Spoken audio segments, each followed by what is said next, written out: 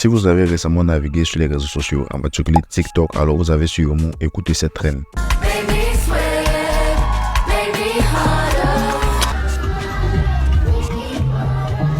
L'artiste derrière cette voix n'est autre que Tyla, la nouvelle étoile montante de l'amapiano, de la pop et du R&B.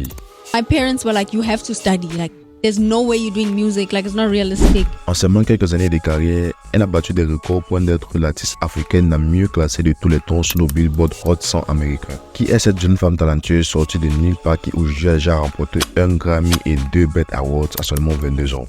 Oh my gosh, guys, I won a Grammy! Dans cette vidéo, nous allons explorer ensemble comment Tyla est devenue une pop star mondiale avec juste une chanson. Mais avant de continuer, es-tu déjà abonné sur la chaîne? Sinon, vas-y, abonne-toi, active ta cloche de notification, like la vidéo et partage au maximum. Si c'est fait, alors, let's go!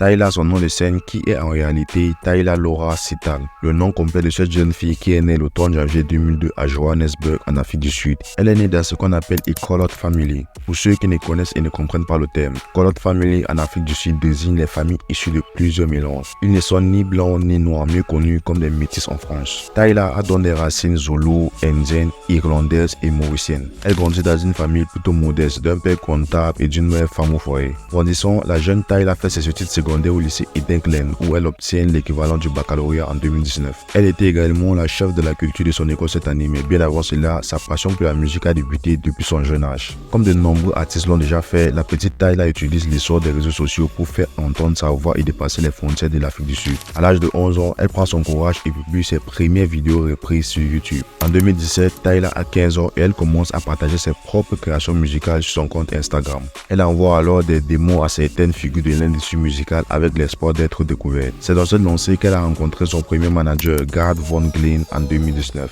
Et cette rencontre a donné naissance à ses premières sessions d'enregistrement. Initialement, ses parents n'étaient pas d'accord avec cette décision, celle de faire une carrière dans la musique. Mais après de nombreuses discussions, ils ont finalement accepté qu'elle prenne juste une année pour tenter de faire décoller sa carrière. Et c'est à partir de là que tout a véritablement commencé. Basically, like, my parents were like, you have to study. Like, there's no way you're doing music. Like, it's not realistic. You need to work.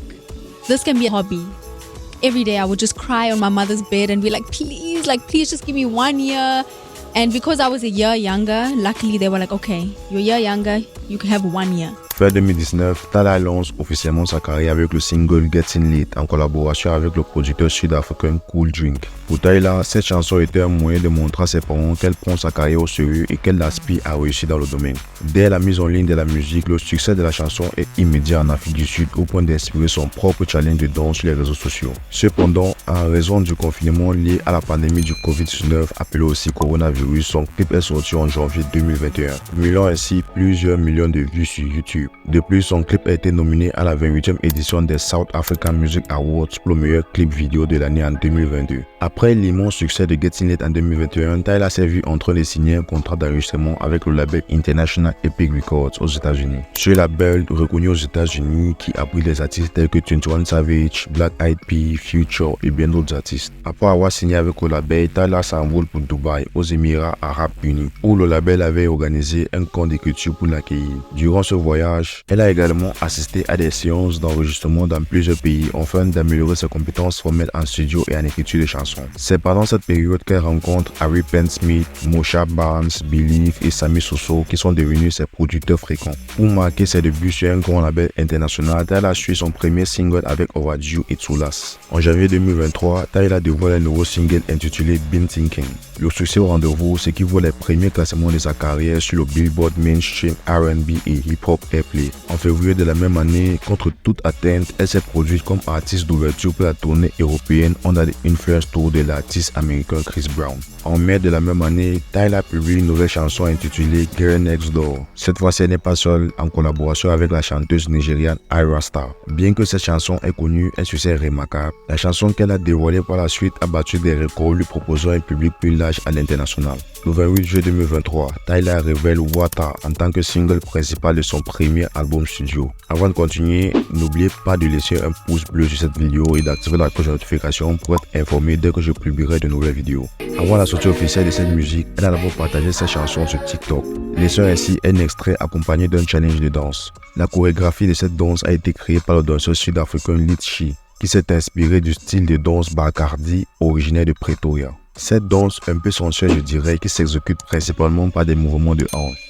Cependant, ce qui a véritablement propulsé cette danse est la vidéo de Tyla l'exécutant lors d'une performance en direct, mais cette fois-ci avec le geste de l'eau sur son dos. Cette danse va ensuite être reprise partout, créant vraiment un challenge énorme sur les réseaux sociaux, principalement TikTok. Le single Wata explose si bien au point d'entrer dans le top 10 aux États-Unis, au Royaume-Uni, en Australie, en Suisse, en Belgique et bien d'autres pays. Cela a également fait d'elle la plus jeune sud-africaine de tout le temps et la première soliste sud-africaine en 55 ans à entrer dans le Billboard Hot 100 américain. Ceci après Grazing in the Grass de Hugh Masekela en 1968. Le succès de Wata se poursuit comme elle interprète sur le programme DSCVR de Vevo, sur la télévision internationale de Bianca Show en Suède et également sur l'émission de Jimmy Fallon de Tonight Show aux États-Unis. Son clip a été présenté pour la première fois sur YouTube le 6 octobre 2023 où il a accumulé 3 millions de vues en 3 jours. Actuellement que je vous parle, j'ai vérifié et il dépasse déjà les 200 millions de vues. Wata a ensuite reçu 2 versions de remix, la première version avec son compagnon de label Travis Scott et la deuxième avec le producteur américain Marshmello. En décembre, Tyla publie 3 autres singles intitulés Truth or Dare, On and On et Butterflies comme single promotionnel de son album. Le même mois, elle s'est produite dans un medley à la 24e saison du concours américain The Voice. Le 13 janvier 2024, Wata a marqué l'histoire de la musique africaine à atteindre la 7e place du classement Billboard 100. Cet exploit fait de Tyla la soliste africaine la mieux classée de tout le temps sur le Hot 100, surpassant le record de Miriam Makeba qui avait atteint la 12e place avec Pata Pata en 1968. En février 2024, la chanteuse a confirmé son statut d'étoile montante en remportant le prestigieux Grammy Award, la récompensant en tant que la meilleure performance musicale africaine lors de la 66e cérémonie des Grammys. Cette distinction fait d'elle la plus jeune artiste africaine et la deuxième soliste sud-africaine à remporter ce prix. Suite à tout ce succès, Tyla a battu le fer pendant qu'il est encore chaud en dévoilant son premier album studio. Le premier album de Tyla intitulé Tyla est officiellement sorti via Fax et Epic Records le 22 mars 2024. Profitant de sa percée internationale grâce à Wata, l'album présente des collaborations avec des artistes de renom tels que Kevin Momo, Tems, Ghana, Skillibeng, Becky G et Travis Scott. Sur le plan mélange, il mélange des éléments d'amapiano, de pop, d'afrobeat et du R&B.